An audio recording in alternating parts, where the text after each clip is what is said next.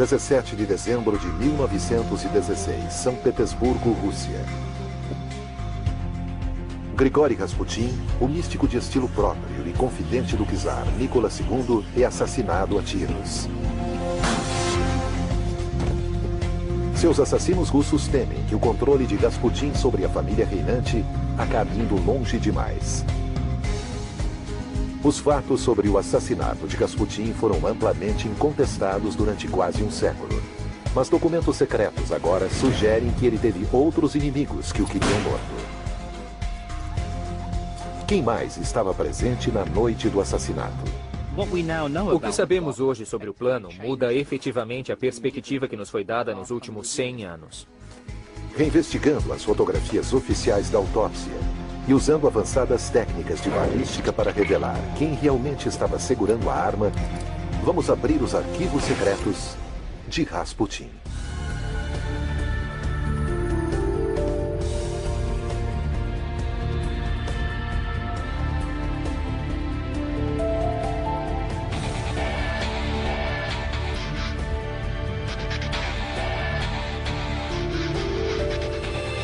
Arquivos confidenciais. Rasputin. – 1905. O czar Nicolas II está no trono da Rússia Imperial. A dinastia Romanov reinara durante 300 anos. O império de Nicolas se espalhara da China no leste à Alemanha a oeste.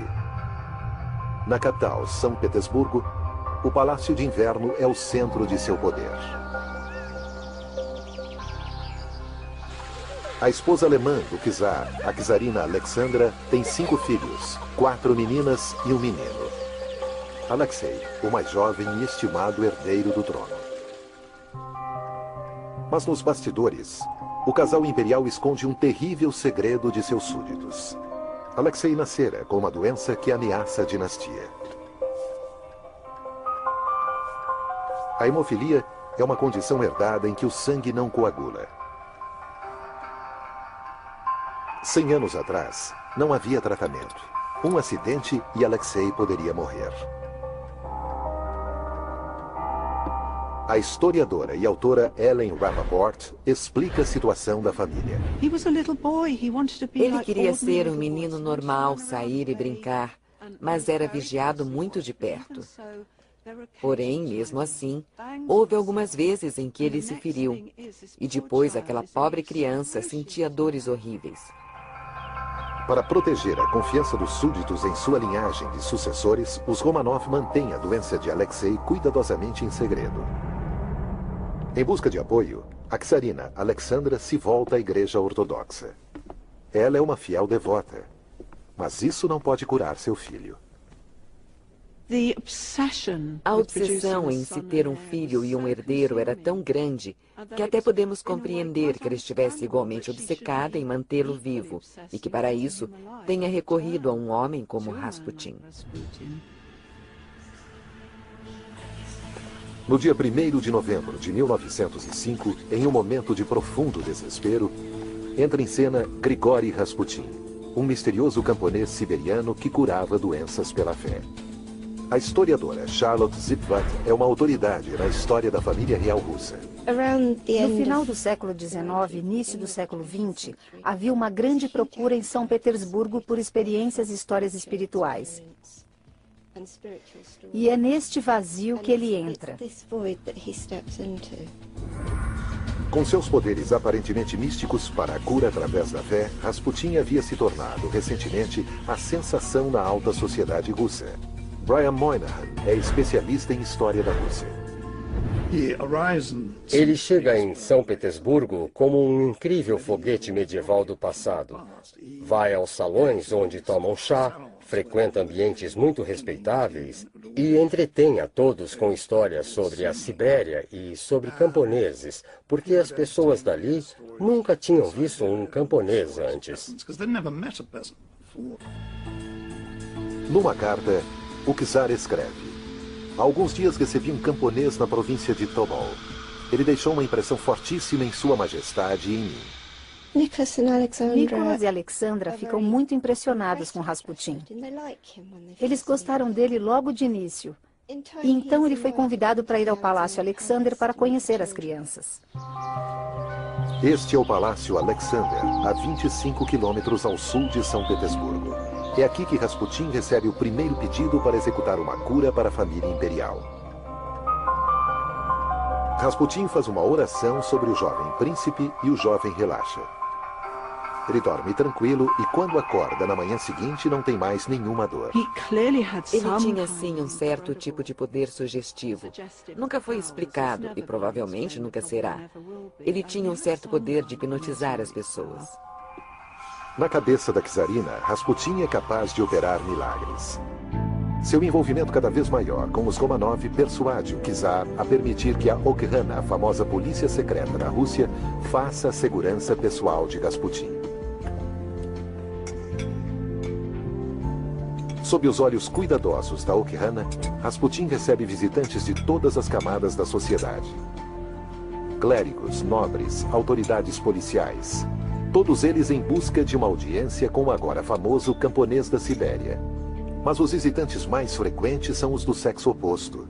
Esta foto de Rasputin cercado por admiradores foi reproduzida aos milhares. Boatos sobre as coisas que aconteciam em seus aposentos logo se espalham pelas ruas.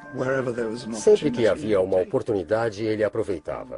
Em trens, durante as reuniões com chá, o que fosse. Se houvesse uma oportunidade, lá estava ele. Era, por assim dizer, um pote de mel para certos tipos de mulheres russas. As especulações sobre o estilo libertino de Rasputin aumentam e se transformam no escândalo público. Há até boatos de um romance entre ele e a czarina. Acreditava-se nisso em toda a Rússia e isso causou um enorme dano à reputação dela, levando o nome imperial à desonra. Um cruel desenho mostrando seus supostos encontros amorosos começa a circular. Ele tem desejo, mas não pela czarina. Não havia dúvida de que ela era sua salvação financeira. Com ela, ele estava no máximo de sua moral. Esta foto íntima mostra que, apesar das insinuações, Rasputin ainda tinha crédito entre a família imperial. O fato era que este homem podia ajudar o filho deles. Nicholas disse a um certo ponto que preferia ter 10 Rasputins a um dos escândalos de Alexandra. Mas para uma aristocracia cética, Rasputin parece ter a família real em um estranho e hipnótico estado. Sua influência sobre os Romanov é debatida abertamente até no parlamento. Em 1914, a Europa é tomada por uma guerra brutal. A Rússia se alia à França e à Grã-Bretanha em uma luta contra o poderio militar da Alemanha. O sucesso militar inicial foi seguido por um desastre absoluto, por uma quebra da moral. No final de outubro de 1915, a guerra havia tirado muitas vidas na Rússia. Aproximadamente 1,5 milhão de soldados estavam mortos ou feridos. Rasputin, um homem comprometido com a paz, supostamente encoraja o czar Nicholas a retirar as tropas russas e a considerar a paz com a Alemanha. É neste momento que o relacionamento de Rasputin com a família real atrai a atenção do serviço secreto britânico. Baseados em seu quartel central no Hotel Astoria, no centro de São Petersburgo, agentes britânicos estão cada vez mais ansiosos para avaliar a estabilidade de seus aliados russos. Esta é a Whitehall Court em Londres, Inglaterra, sede do Serviço Secreto Britânico durante a Primeira Guerra Mundial. O historiador Andrew Cook teve permissão para reexaminar os arquivos secretos e correspondências guardados aqui. A inteligência britânica estava ciente dos boatos de que Rasputin era uma pessoa de influência na Rússia e que estava, na verdade, discutindo em particular por um acordo de paz independente com os alemães. Com a segurança internacional russa e agora o serviço secreto inglês desacreditando seus motivos, a vida de Rasputin entra em risco. Mas a história registra que há um dos membros descontentes do círculo interno dos Romanov quem decide levar o envolvimento de Rasputin com os negócios da Rússia a um fim. O príncipe Yusupov era filho de uma das famílias mais ricas da Rússia, educado em Oxford. Pessoas como Yusupov, da antiga escola e da aristocracia, não suportavam o que estava acontecendo. Félix Yusupov certamente viu Rasputin como um obstáculo para a recuperação da Rússia na guerra. Era realmente importante para ele que Rasputin fosse tirado daquela equação. No dia 16 de dezembro de 1916, Yusupov leva Rasputin a uma festa em seu palácio aqui, nas margens do canal Moika, em São Petersburgo. Segundo relatos escritos por Yusupov, Rasputin começa a gostar de sua hospitalidade. Mas em vez da esposa de Yusupov, escondido no andar de cima está um grupo de homens.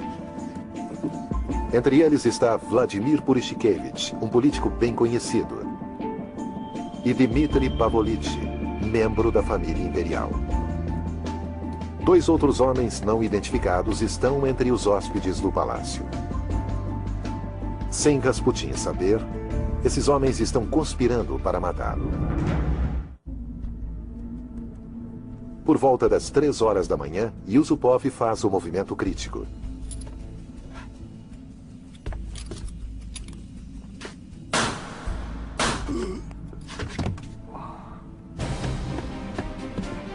Ele retorna a seus conspiradores para dizer que Rasputin está morto.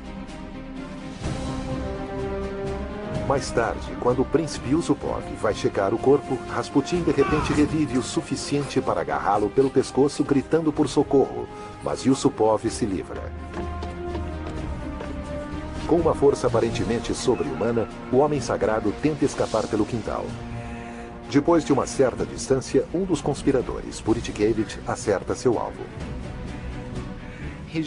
Ele atira em Rasputin pelas costas, e seu segundo tiro, segundo seu próprio relato, acerta Rasputin na parte de trás da cabeça. Finalmente, os assassinos dão um fim a Rasputin. Querendo que sua vítima desapareça para sempre, eles jogam o cadáver nas águas geladas de um rio próximo. Mas o corpo é encontrado, não muito longe da ponte Petrovsk. A investigação policial sobre o assassinato é breve. A czarina coloca Yusupov sob prisão domiciliar, mas o príncipe nega seu envolvimento. Yusupov nunca foi condenado. Rasputin é enterrado, mas depois seu corpo é removido. Em trânsito, ele desaparece e nunca mais é visto. Portanto, sem deixar evidências físicas, o príncipe e seus conspiradores aparentemente escaparam impunes. Esta é a história aceita para as últimas horas de Rasputin, baseada nas memórias de 2 dos assassinos. Mas Yusupov escreveu sobre este fato 11 anos depois. O relato de Yusupov é baseado numa história de horror gótico, a história da fera que nunca morrerá. A verdadeira extensão da brutalidade do assassinato de Rasputin só foi esclarecida recentemente depois de um relatório de autópsia muito tempo esquecido. Armazenada nos arquivos russos existe uma coleção de fotografias tiradas logo depois do assassinato.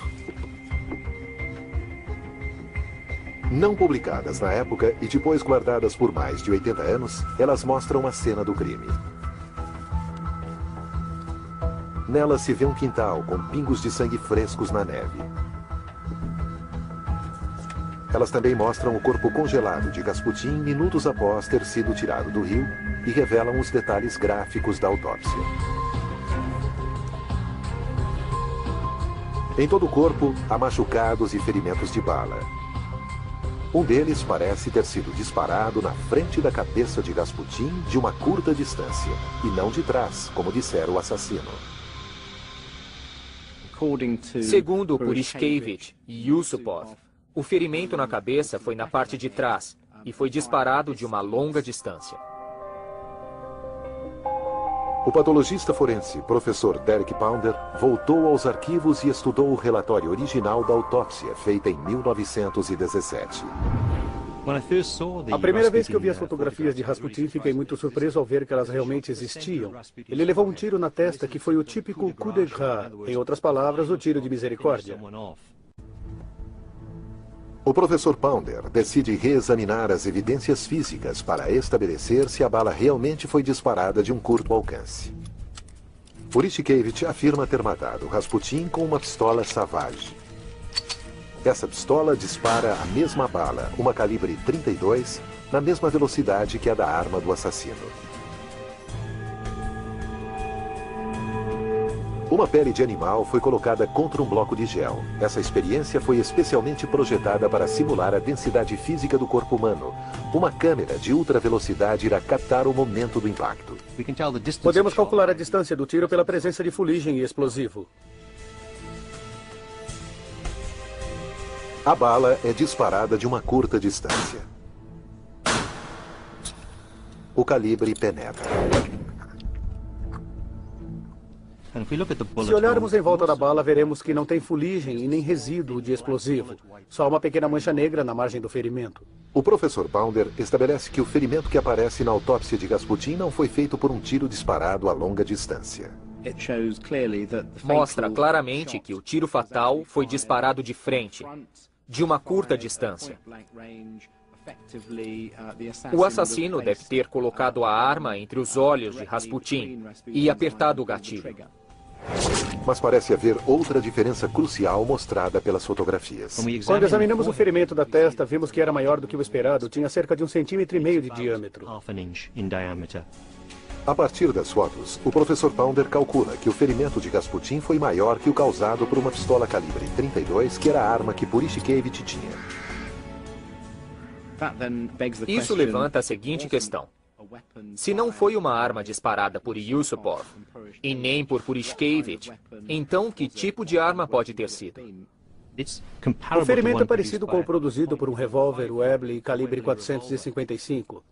O Webley era uma arma do exército britânico com design de 1887, na época da Primeira Guerra. Quando Rasputin foi morto, ela era usada por muitas autoridades.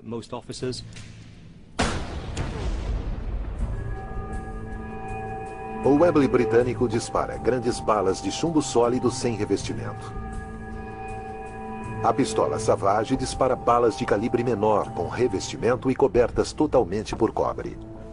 A munição sem revestimento foi proibida em 1907 porque quando atinge o alvo, em vez de entrar diretamente, o chumbo distorce e libera energia no impacto, causando danos colaterais a tecidos e ossos. Para fazer uma comparação, os cientistas testam a Webley com balas de chumbo, da mesma distância que o tiro fatal teria sido disparado. Quando comparamos estes tiros com o ferimento do centro da testa de Rasputin, o que vemos é algo muito similar a um ferimento causado por uma Webley. Parece que não apenas o tiro não foi disparado de um longo alcance, como o ferimento também não foi causado por uma pistola de um calibre menor levada pelos assassinos. As evidências forenses e balísticas não se encaixam com os relatos de Yusupov e Purishkevich e levantam a seguinte questão. Se eles não dispararam os tiros fatais, então quem os disparou? Uma teoria é a de que Dmitry Pavlovich, um dos conspiradores, levava uma pistola de grande calibre e, portanto, teria disparado o tiro fatal. Mas tanto Yusupov quanto Purishkevich saíram do prédio antes que o incidente ocorresse. É aí que o plano fica complicado. A atenção se volta para duas figuras obscuras que estavam presentes naquela noite.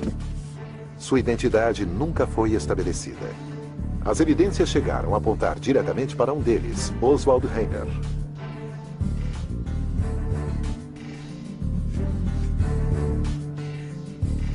Rainer conhecera Yusupov na Universidade de Oxford 7 anos antes.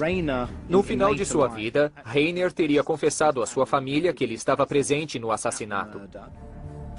Outras provas do envolvimento de Rainer nas operações militares de proteção de identidade estão contidas em um memorando entre o chefe da inteligência britânica na Rússia e um dos associados de Rainer logo depois que o corpo de Rasputin foi desenterrado. Nele está escrito: embora as questões não tenham seguido totalmente o plano, nosso objetivo foi claramente atingido. E continua dizendo que a morte das Forças Negras, um código para Rasputin, foi bem recebida por todos. Embora algumas perguntas estranhas tenham sido feitas sobre envolvimentos maiores, Reiner está resolvendo esses pontos. Mas um dos assassinos russos testemunha que os 2 homens desconhecidos eram soldados russos. Sabemos que várias pessoas dentro da inteligência britânica haviam mandado informantes para a Rússia, usando uniformes russos. Guarnições britânicas geralmente eram vistas usando uniformes do exército russo. Para mim, as evidências apontam para o fato de que havia pelo menos 2 oficiais britânicos presentes naquela noite. Com base nessa teoria, agora é possível refazer os eventos daquela terrível noite de dezembro de 1916. 3 horas da manhã. Palácio Yusupov. Rasputin recebe um tiro.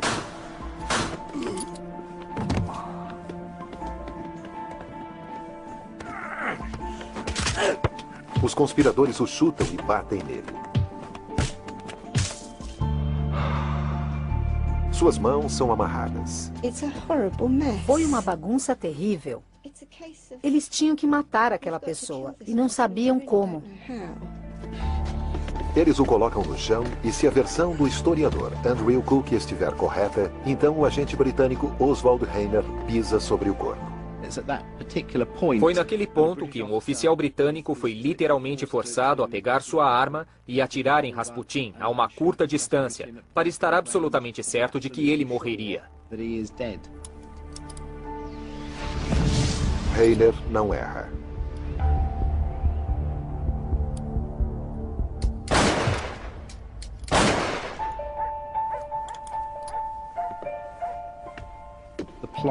O plano foi motivado puramente, creio eu, pelo fato de Rasputin estar envolvido na iniciativa de tirar a Rússia da guerra. A inteligência britânica achou que a melhor maneira de tirá-lo de cena seria fazer os próprios russos serem vistos como as pessoas que o haviam assassinado. Os assassinos de Rasputin não queriam que seu corpo fosse encontrado. E foi apenas quase um século depois que as evidências forenses levantaram dúvidas sobre o possível assassino. Se os britânicos queriam que a morte de Rasputin garantisse que a Rússia permaneceria uma aliada, seu plano foi bem sucedido. Mas depois de 1 ano de sua morte, a Rússia entra numa revolução. E os patrões reais de Rasputin, o czar Nicholas e sua família, são brutalmente executados quando os líderes comunistas bolcheviques tomam o controle. Era o início do nascimento da União Soviética e o fim de uma dinastia imperial fatalmente enfraquecida pelo famoso místico siberiano. Versão Marshmallow São Paulo.